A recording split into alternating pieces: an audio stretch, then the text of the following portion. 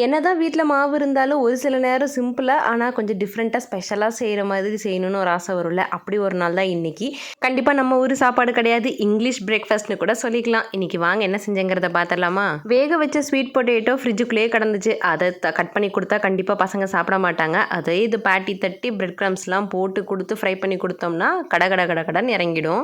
வீட்டில் wheat bread இருந்துச்சு. அதை பிரெட் க்ரம்ஸ் மாதிரி மிக்சியில் பல்ஸ் மோடில் போட்டு எடுத்துக்கிட்டேன். அதுக்கப்புறம் ஸ்வீட் பொட்டேட்டோவோட நிறைய மசாலா உங்களுக்கு தேனுங்கிற மாதிரி மசாலாலாம் போட்டுட்டு அதை பேட்டி மாதிரி ரவுண்டாக தட்டி இந்த பிரெட் க்ரம்ஸில் பரட்டி போட்டு பொரிச்சு எடுத்தாச்சு.